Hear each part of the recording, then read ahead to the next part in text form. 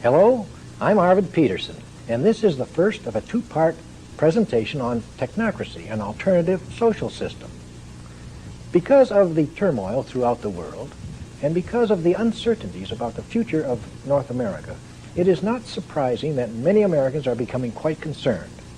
The relentless bombardment of conflicting statements that come from our business and financial leaders, the inane rhetoric pouring from the mouths of politicians, and the fragmented bits of news that come from the media all add up to general confusion throughout the land. Fortunately, however, there is a solution to the many problems facing this country and this continent. And the purpose of these discussions is to talk about those problems and to delineate the kind of solution that is needed. To introduce to you the subject science applied to social operations. These programs are not intended to entertain or amuse you, nor are they meant to scare you. We are making a new approach. It is not political, financial, philosophical, legal, religious, or moral. It is a technological approach. Technocracy is the scientific answer to America's social problems. The analysis that we shall make is quite different, and the design for social operations that will be presented a little later is uniquely American. It has no counterpart anywhere else in the world.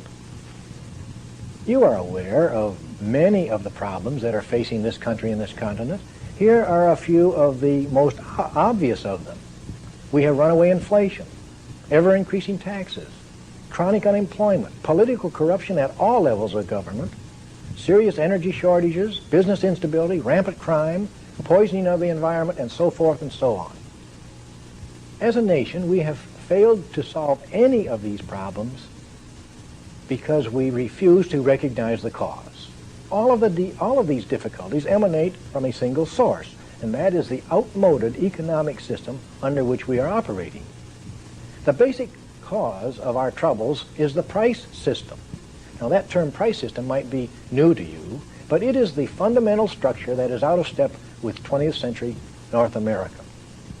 We're not talking about capitalism or free enterprise or any of the terms that the economists are prone to use, nor are we referring to political controls. We're talking about the basic system that all nations use in their day-to-day affairs, buying and selling in the marketplace. Here is the definition. Any social system that exchanges goods and services by trade or commerce that's based on commodity evaluation and uses debt tokens or money is a price system. And today, all nations, regardless of what political ideology they may hold, whether it's democracy, autocracy, plutocracy, monarchy, socialism, communism, fascism, or whatever, you name it, all of them operate within the framework of a price system. Every one of them buy and sell goods in the marketplace, and they all use money in one form or another. Price systems everywhere, past and present, have two basic requirements. There must be scarcity, and there must be growth or expansion. Now, in the past, these two conditions were met in the United States, and the price system did work moderately well. Scarcity was needed, of course, to establish value or price, and scarcity was a natural phenomenon. In the development of this country and in the westward movement, there was plenty of room for growth, and we certainly did grow. Today, however, these two conditions are very elusive, and the price system is running into much, much trouble. Scarcity has been abrogated by the advent of technology, and in the absence of scarcity, there's just less growth. We have reached a point in our national development where we can produce more of everything than we can consume, so expansion just isn't needed. In the price system, money or debt is the lifeblood of the system, and therefore it is necessary to continuously create new debt to validate the existing debt. So our financial manipulators are always seeking new ways to justify the creation of additional debt. Now, to better understand the present social instability, we should review the principal physical events that have led up to the current mess in which we now find ourselves. And to get a better perspective, let's establish a time reference.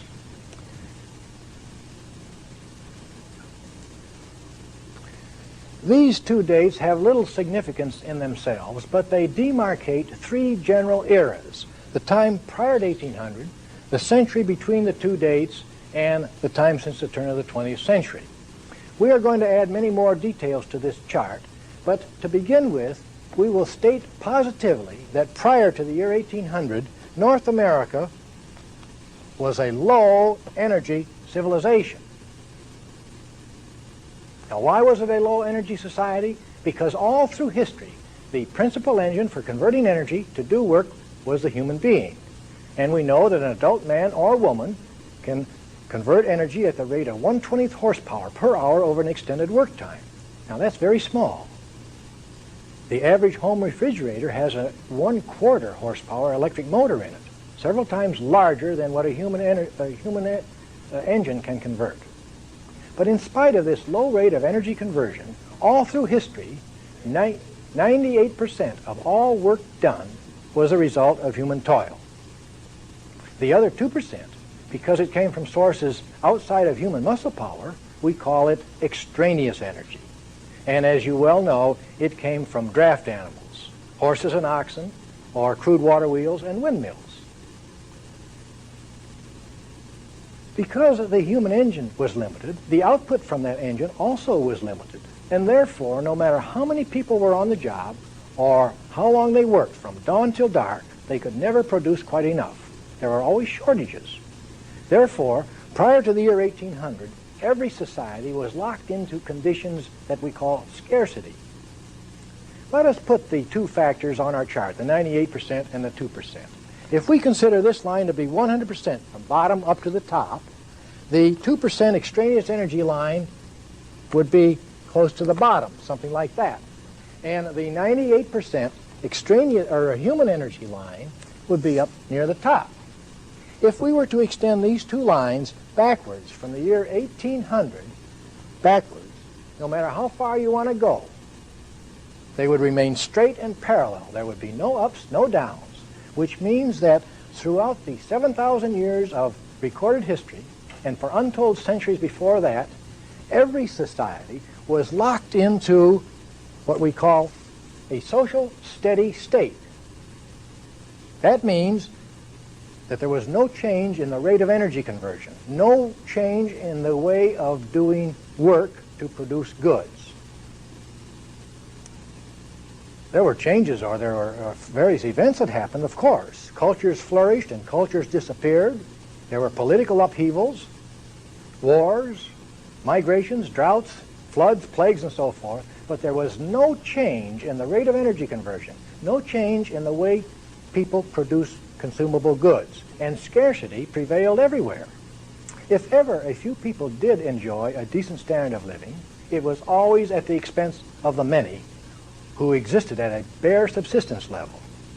Some individuals glibly talk about how wholesome life was in the past, ignoring the fact that all through history, perhaps 95% of all people were either peasants, serfs, or slaves. Even as late as George Washington's time, the majority of our people were either slaves or indentured servants. Now, just prior to the year 1800, a very significant event occurred. I believe it was in 1782, about when the United States became an independent country. Over in Scotland, a young man by the name of James Watt developed the first double-acting steam engine. Now, Mr. Watt's invention was the beginning of an entirely new way to do work, a new way. It was the beginning of the widespread use of extraneous energy.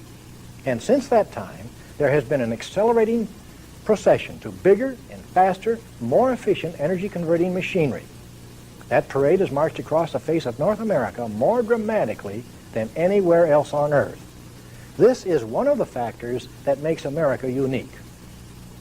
In the winter of 1819, there were a group of people in New York City, and they recognized that for the first time in history, these two lines had started to change. The extraneous energy line had started going upwards, something like that. And the human energy factor, or human energy line, had started downward, something like that. That group that realized this became known as the Technical Alliance in 1920. They were the forerunners of technocracy. They were curious to determine what impact these changes would have on the social structure, and they began a very extensive study. It was called the Energy Survey of North America, and it took them 14 years to complete it. They gathered data on every basic industry in the United States and Canada, charting the growth of production, the rates of energy conversion, the decline in man-hours per unit, and the overall effects on employment.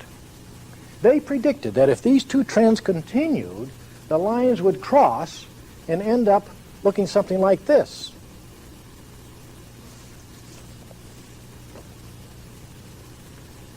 The Technical Alliance were probably the first ones to recognize that we had evolved from a low-energy society to a high-energy society. That is, the 98% human energy factor had dropped way down to 2%, and the extraneous energy factor of 2% had gone all the way up to 98%. This was a condition that was just the opposite of what it had been all through history. Today in the United States, we have over 27 billion horsepower of installed prime movers. Now that might have little significance to you, but consider the magnitude of this change in this way. Prior to the year 1800, it is doubtful if any society ever had an energy conversion of more than 2,000 kilogram calories per person per day. In North America now, we are converting over 220,000 kilogram calories per person per day of extraneous energy. That represents more than a 100-fold increase, a gain of over 11,000%. This is what makes America unique. No other area is quite like it. The United States possesses over 1/3 of the technology of the world, and we have only 6% of the population. We are the first and the only country to reach a stage of technological development where we can produce more than we can actually consume. Therefore, our problems are different from the problems of any other country. Our problems are different because the physical conditions here are different. For the past 60 years, the price system has faltered on the North American continent because the two basic requirements no longer exist. The Technical Alliance recognized this, and they predicted that there would be some major economic dislocations. The data on their charts supports these conclusions. Now, their original survey covered every manufacturing industry, and they plotted its growth on an individual chart. We can summarize all of their findings on a single chart just like this.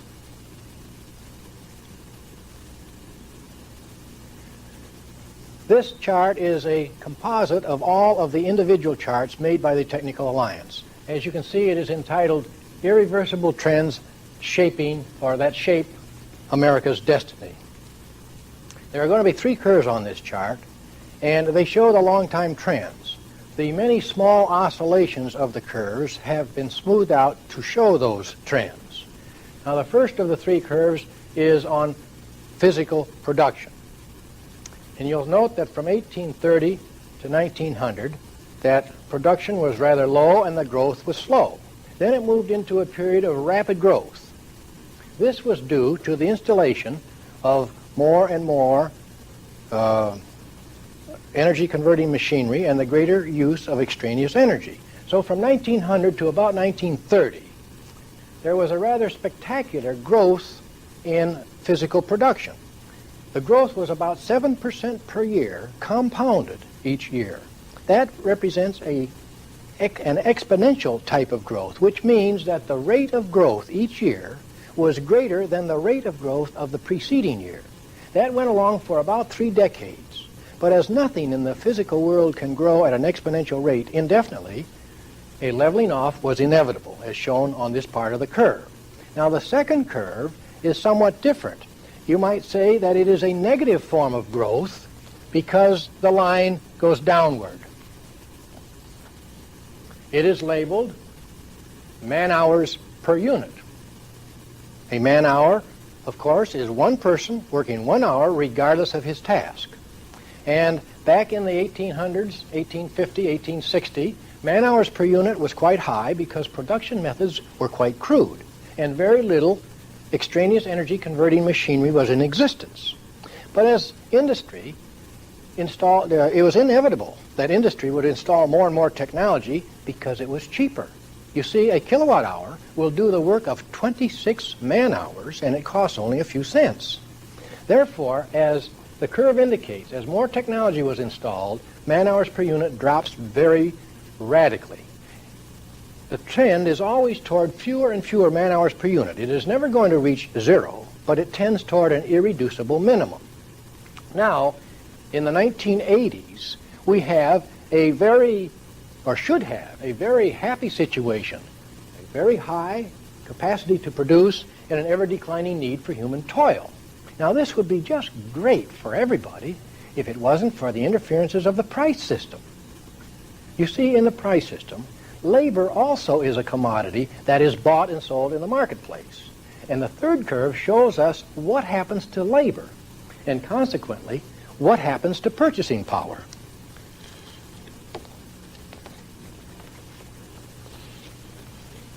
The third curve is titled Total Man-Hours, which represents the sum total of all time put in on the job in manufacturing by all people. And as you can see that from 1830 to the turn of the century, total man-hours was low and the growth was slow. It followed the growth of production quite closely. Then it moved into a rapid period of growth just at the time of this exponential growth of production. But it didn't level off as production did. It reached a peak and then turned downward. This is an event that occurs in every industry. Total man-hours rises to an all-time high and thereafter declines. It is an event that occurs only once in any given industry. And of course, on this chart, it occurs just once because it is a composite of all industries. The peak in total man-hours in manufacturing in the United States was reached way back in 1920, and for the past 60 years, the price system has experienced increasing instability due to the discrepancy between these two lines. The ever-widening gap between the green line and the red line indicates that the easier it is for us to produce more, the harder it becomes to distribute. Now, the reason for this anomaly is that there is a close relationship between total man-hours worked and purchasing power. Most of us receive our incomes from time at the job. We get wages or salaries. And declining man-hours usually indicates declining purchasing power. Now, isn't it rather ironic that the greater our ability to produce becomes, that we should suffer a diminishing ability to consume? This is what happens in the price system. Now, the basic problem in the 20th century is not balancing the budget. No. It is to balance production with consumption. And, of course, the rules of the price system prevent us from doing that. You see, in the price system, distribution is carried on by a series of exchanges based on scarcity values. And money is used to make these exchanges. Money is a species of debt. And we try to create or balance production with consumption by creating more debt, and it just simply doesn't work. The reason is because there is little relationship between the creation of debt and anything in the physical world. This curve is a physical phenomenon. The growth of debt is an abstraction. Let us examine the growth of debt and you will see the difference. Over here is a chart that represents total debt in the United States, all debt, private and public. And you'll see from 1860 to the end of World War I that debt was low and the growth was relatively slow. And then at this point, right after the armistice in 1918, debt started to move up rather rapidly. And that was the period we called the Roaring Twenties. The reason for this increase in debt was because technology had caught up with us. During the war, we had installed more technology. We could produce more than we could readily sell. Therefore, during this decade, that institution known as installment buying, or buying on credit, came into existence. That is, if you couldn't afford something, you were urged to buy it anyway and pay for it out of next month's or next year's income. Well, this meant an increase in debt, an extension of credit. Well, by the year 1929, something had happened. We had overextended that credit, and that great big gambling mill on Wall Street collapsed. With the crash of the stock market, we plunged into the Depression. It took 4 years to reach the bottom in 1933, at which time there was a population in the United States of 135 million people. 12 million were unemployed. That represents about 22% of the workforce without jobs. It was pretty grim. People were hungry, cold, and ragged, and the situation was bleak. Now, the government stepped in because it had to. And what did it do? It tried to bolster the failing system by creating more debt. How did it do this? They began the practice of spending more money than they took in taxes, which is called deficit spending. During the Franklin Roosevelt administrations, they tried to bolster the economy by giving purchasing power to unemployed people by means of the dole, or relief, or welfare. And of course, failing businesses also were put on the welfare. However, they referred to that as subsidies, and we're still doing it. You might say that the government, or the price system, went into hock in 1933, and the federal government has been on a deficit spending binge ever since. Now, this infusion of government funds did stimulate business, and debt started upwards again. Now, at this point, something else happened. There was another reprieve for the failing system in 1941. World War II broke out, and that provided a glorious reason to put all of the unemployed people back on the job, or into the armed forces, run the factories wide open, turn out a tremendous amount of goods, ship it overseas, and blow it up. Of course, the war didn't solve any of our problems, and as you can see, debt has skyrocketed ever since. Total debt is going way up into the wild blue yonder, reaching phenomenal heights, and no one knows where it's going to end. Now, in spite of the hardships of the Depression and the heartbreaks of the war, the price system didn't come to a complete stop. We have stumbled and bumbled along in one way or another. How has that come about?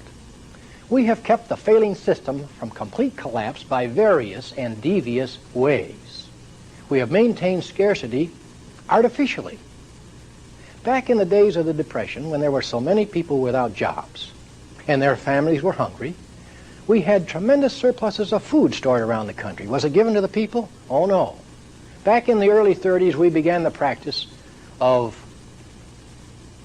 destroying crops or killing off livestock.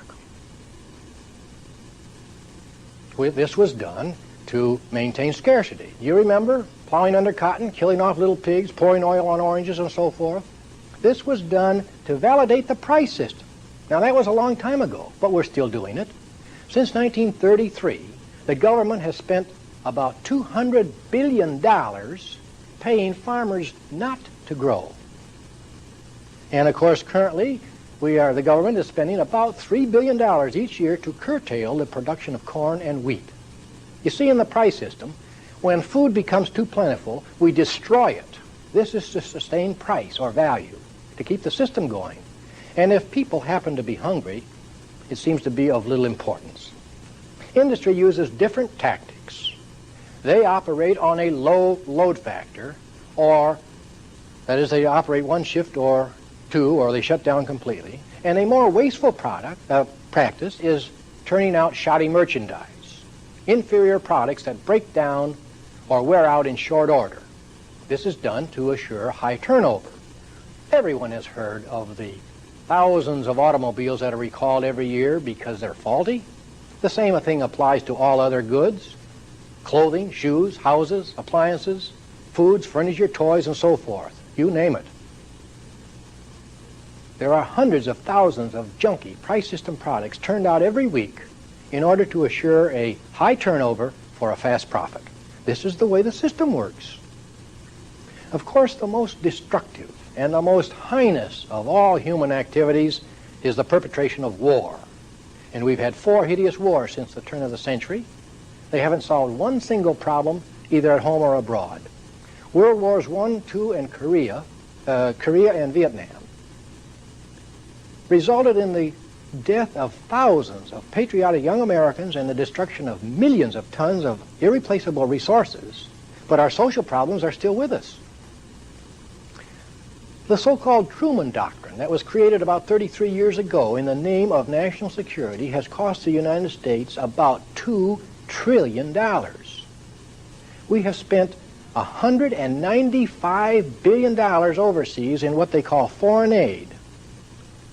Since 1960, the United States has financed both sides of 14 foreign wars, and still the world is in greater turmoil than ever.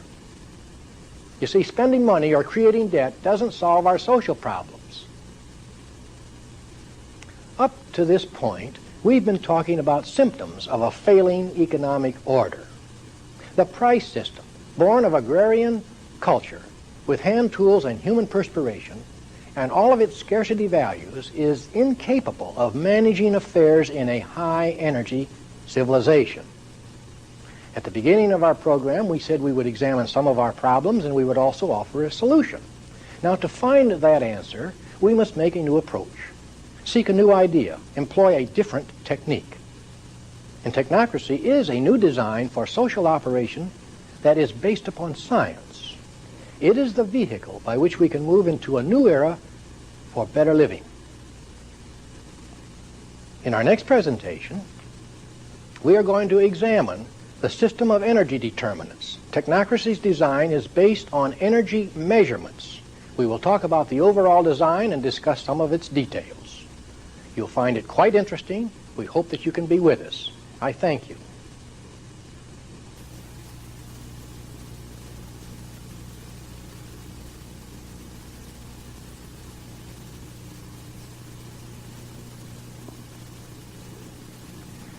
Hello, I'm Arvid Peterson. In our last presentation, we reviewed the principal physical events that have occurred during the 200 years of our industrial history. The early stages in the use of extraneous energy were mentioned, and it was pointed out that the scarcity values of the price system were a natural result of hand tool production and human toil. The Industrial Revolution that began in England and then spread to Europe eventually crossed the Atlantic, where in America, technological advancement soon surpassed all of that in Europe. We also reviewed the problems and the paradoxes that exist today due to the conflict between the rapid advancement of technology and the immense growth of energy-consuming mechanisms on the one hand, and the long-established customs and folkways on the other hand. And it is the resolution of this conflict that must take top priority if we are to continue as a high-energy civilization in North America. Now, in the past, we operated mainly as independent productive units. In both agriculture and industry, the operations were handled by individuals or by families, and the interdependence among the many small operations was very slight, or maybe it didn't exist at all. And the total production was the statistical sum of all of the small operations. Opening or closing of any one of these little establishments had small effect on any of the others, and the probability that a major number of them would open or close simultaneously was remote. Human labor, of course, played a principal role in that kind of a productive process. Consequently, any increase in production always required a corresponding increase in the hours of human effort. Individual ownership of farms and factories made possible the direct exchange of goods on a barter basis or with hard currency, and a relatively stable economy did exist. Individual wealth could be and was acquired through for a return for diligence, thrift, and hard work. Today, however, all these conditions are changed. Let me explain. In 1830, the population of the United States was about 12 million, and we consumed 75 trillion BTUs of extraneous energy in that one year. Today the population is approximately 225 million, and we are using over 86 quadrillion BTUs of extraneous energy each year. In other words, during the past 150 years, our population has grown about 20 times, but the use of extraneous energy has increased 1,150 times. This is an entirely new order of magnitude. Science as a system of investigation is only about 400 years old, and technology as a means of applying scientific knowledge to performing practical tasks is probably half that old. Science and technology, with the concomitant widespread use of extraneous energy, has changed our way of life more in the past 80 years than in the previous 70 centuries. Our industrial progression was something like this. The small plants began to get bigger and employ more workers, and competition got keener. Then extraneous energy converting machinery was designed and installed, and the plants got still bigger. Then companies were formed, mergers took place, and more technology was installed. As markets began to grow geographically, corporations were formed, and then automation came into existence. And throughout all of these steps, the number of plants has steadily declined. For example, at one time there were several hundred manufacturers of automobiles. Today there are less than a dozen. Likewise with food processors, textile producers, furniture makers, shoe and clothing manufacturers, and all of the other commodities that we use. Today, in some industries, a mere handful of plants can produce enough goods to supply the whole nation. In a few instances, a single factory can supply the entire population. And in agriculture, the same thing applies. The many small farms got larger and fewer, or they became agro-industries. As all products come to be made by a small number of plants, and the control of those plants rests with an even smaller number of corporate bodies, the financial restrictions on one begins to bear on all the others. And with our present-day conglomerates and multinational corporations, this effect crosses commodity lines as well as national borders. This condition creates the probability that as one company or one corporation increases or decreases production, so will all of the others. And it is this unison of increase or decrease and the financial restrictions that accompany it that magnifies the oscillations from near capacity output to near complete shutdown. Today, almost the entire population is dependent on the uninterrupted operation of our technological mechanisms. About 3/4 of the population live in urban centers and 1/4 in rural areas. However, 100% of our population is dependent upon the continuous flow of goods and services. Even the farmer depends for gas, electricity, telephone service, clothing, and most of his food from sources outside of his own place.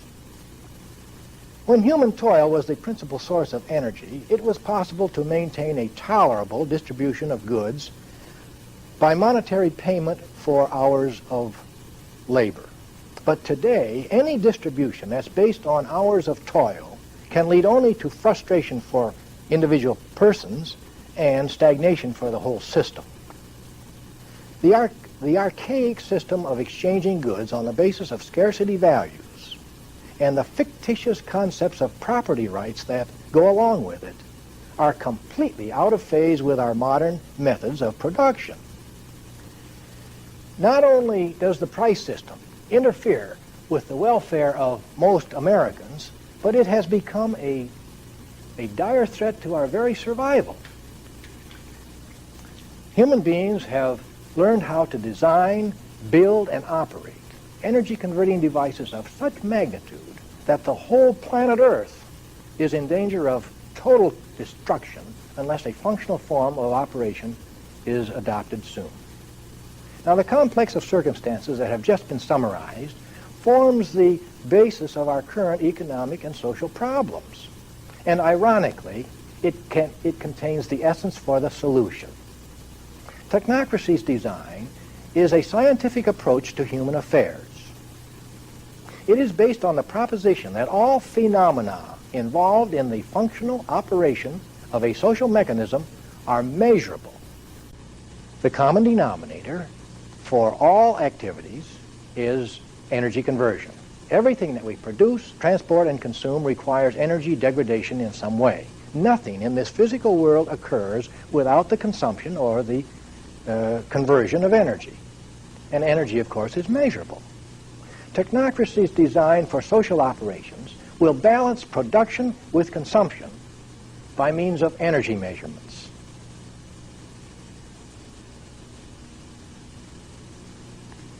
If the American people stop sitting on their brains, if they wake up and face the reality that a functional form of social mechanics is the only means by which we can survive, where would we start?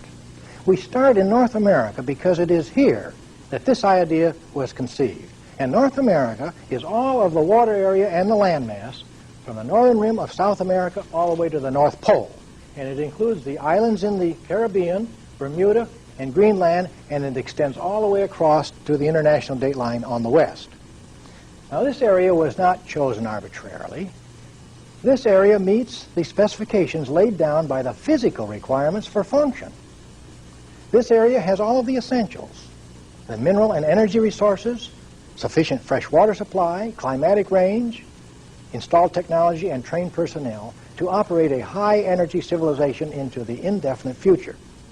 This is the minimum area for the maximum efficiency of operation. It is the minimum area that can become self-contained and self-sufficient. It is the minimum area for the maximum defense.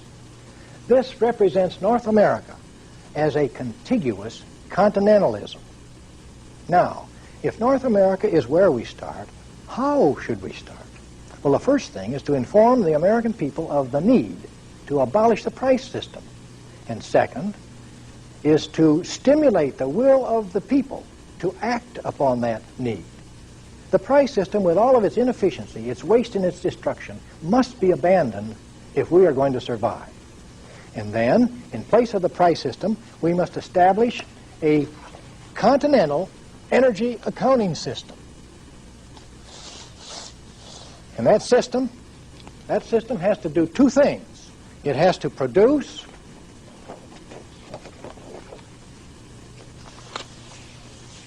and it has to distribute.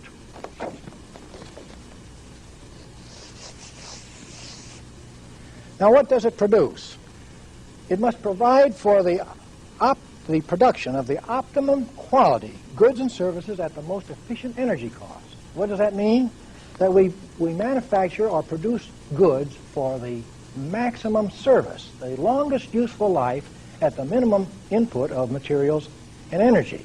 Let us give you an example. Optimum quality, shown on this chart. Let us consider automobile tires, and we will call them tires A, B, and C. You can see that tire A costs in energy, it costs 50 energy units to produce, and it has a useful life of 20,000 miles. Tire B costs 100 energy units to build, and it lasts 60,000 miles. Tire C takes 150 energy units to make, and its life is 75,000 miles. Now, it's quite obvious that tire C is the best tire because it runs the longest or the most miles. However, tire B is the optimum. Why? Let's look at this column. Miles per unit of cost. Tire B runs 600 miles for each unit of energy of its cost, whereas tire A runs only 400 miles per unit of cost, and tire C 500 miles. Tire B is the optimum of the three tires, and that is the one that would be manufactured in a functional economy. And likewise with all other things, the same criteria would be used to determine which of all other kinds of products would be manufactured. Now, the second requirement of this continental energy accounting system is to distribute the maximum amount of goods and services equally to every North American. Now, with the elimination of the price system, and in the absence of debt tokens or money, how would an individual make a purchase? How will a person acquire the things that he needs? Well, an integral part of this energy accounting system is the energy certificate, or the distribution certificate. Now, this is a piece of paper, and it's printed up in little booklet forms, issued to every adult man and woman. Everyone gets an equal share of the total. Now, you might think that the energy certificate is merely the substitution of one kind of money for another, but that's not so. Money is a debt token. It is a promise to pay a debt. The energy certificate is part of a measuring system. There's a vast difference between the two. Money is a medium of exchange, and it has value. The energy certificate is a medium of distribution, and it is used for measuring, and there's quite a difference. Let's consider how they differ. The certificate is issued for a specific time period, and then it is canceled. Not so with money. The certificate is issued to a specific person, and only that person can use it. Money, by the way, or otherwise, is negotiable by anyone. The certificate identifies this person or the holder. It tells who you are, where you are, and what you are. Money doesn't do that. The certificate also records when you made your last purchase, where you made it, and it even describes the item that you bought. Money doesn't do any of those things. Now, the certificate also is part of a 24-hour inventory control. Money isn't. The certificate helps to maintain a supply of stock on hand at all times, and it's an integral part of the system for planning production schedules. Further, it is a guarantee of security because it is issued to every person, male and female alike. Not so with money. The certificate is issued to everybody as a right of citizenship, and no one can deny you that right. There are many interesting features to the energy certificate. For example, let's consider how the use of this would affect crime. We are told in the price system that by the police, by the judiciary, and the criminologists, that most crime is committed for money, reasons involving money. Maybe 95% of it is committed for that reason. The certificate would probably eradicate most of that kind of crime for a number of reasons. First of all, it's issued to an individual. That means that you couldn't loan it, borrow it, lose it, steal it, give it away, or bribe somebody with it. Nor could you control or curtail production, nor could you exploit another human being with it. And it is good for a given time period, and then it is canceled. That means that it would be useless to try to save it, hoard it, gamble it, or invest it. In other words, all you can do is spend it. And you must spend it only on things that you yourself can consume. There are many other features to the energy certificate, but let's consider a second major component of technocracy's overall design. Technocracy's overall design is predicated on the balanced load. Now, this requires a slight modification to the calendar, and we suggest a functional kind of calendar wherein the days of the year are numbered consecutively, 1 through 365.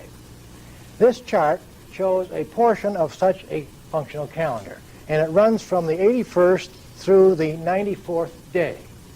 You'll note that there are 7 groups listed over here on the left, and the 7 groups represent the functioning or the working populations. That is, they are both men and women between the ages of 25 and 45, and these groups work on a staggered work schedule. For example, Group 1 functions or works 4 days, they're off 3, on 4, off 3, on 4, off 3, and so forth, for 41 periods. Now, this totals 165 working days for the year, leaving an annual vacation of 78 consecutive days.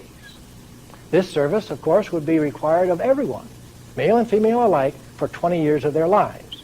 And at age 45, it would be possible to retire with absolutely no reduction in purchasing power or any other rights of citizenship. Now, the working shifts probably would run about 4 hours a day. Therefore, by staggering the hours in the day and the days of the week, each individual would put in about 16 hours per week.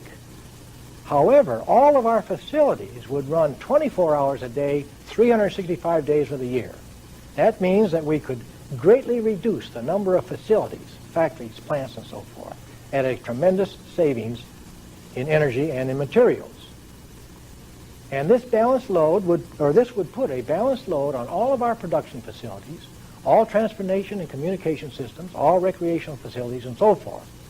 The rush hours, morning and night, would no longer occur. The jammed highways on weekends and the crowded recreational areas that stand empty so much of the time in the price system would simply become something of the past.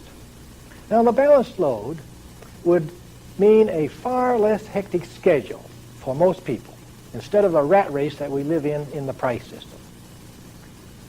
In leisure time, of course, there would be many activities that would allow for greater self-expression.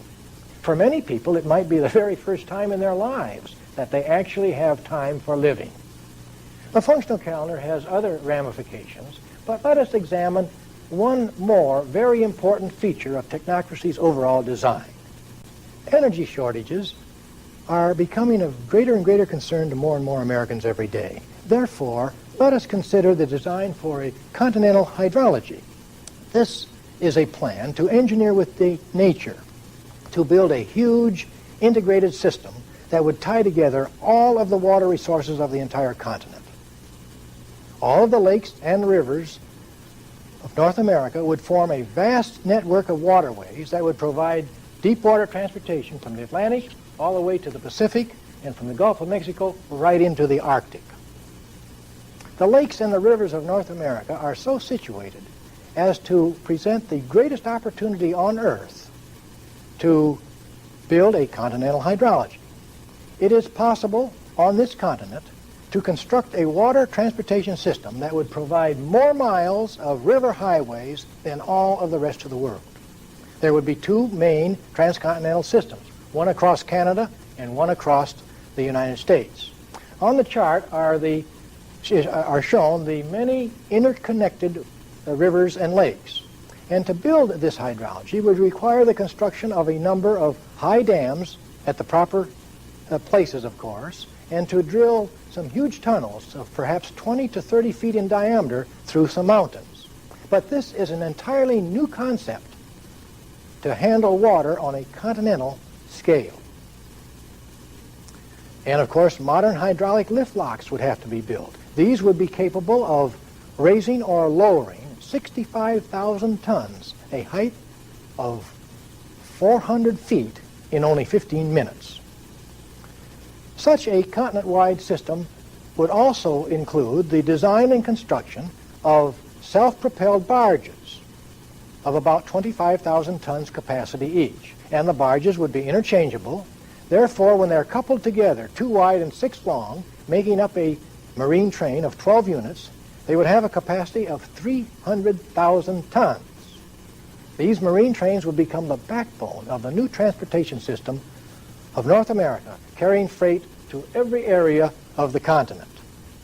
And we might mention also that these trains could be designed or modified so as to carry classrooms and dormitories on their top decks. This would provide the means by which young people during their educational years could travel the length and the breadth of North America, and they could see for themselves firsthand how America works and plays. Water transportation is by far the most economical of all forms of transportation. Let me give you some comparisons of cost in energy. To move 1 ton, 1 mile, it takes about 41,000 British thermal units of energy to do it by airplane. It costs 2,400 BTUs to move 1 ton, 1 mile by truck, 720 BTUs by railroad, and only 450 BTUs to do it by waterways. So you can see water transportation is by far the cheapest in energy cost. Conversely, another way of stating these energy comparisons would be this. 1 gallon of diesel fuel will move 1 ton 3 miles by airplane, 50 miles by truck, 180 miles by rail, and over 300 miles by water. So you can see water is by far the most economical means of transportation. There are many other benefits to a continental hydrology besides low-cost transportation. There would be electric power generation would be maximized, and transmission of power would extend to every area of the continent. Water for potable uses would become plentiful in all areas, down in the arid parts particularly. Water for industry and irrigation, again in the arid areas, would cover much broader regions. There would be greater flood and erosion control, and desert growth could be arrested, refertilization greatly improved, and water for recreational uses would be greatly, greatly enhanced. Even some climatic modifications might be achieved. A continental hydrology automatically includes a system of hydroelectric generation and transmission. Today in the United States, there are about 3,500 independent, inefficient, loosely affiliated power systems, and their main objective is making money, not power. Now, a continental hydrology would make possible the generation of much, much more electric power and transmitting it all over the continent. The hydrology, of course, would use all presently installed equipment, which is mostly 60-cycle, 3-phase alternating current. We would, using the hydrology, would generate current with present equipment at generator voltages, and then it would be stepped up to 1 million volts AC, 3-phase, and converted to direct current.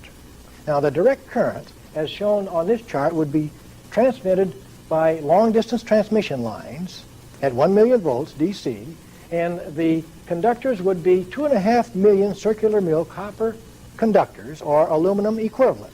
They would be encased in pipes buried underground.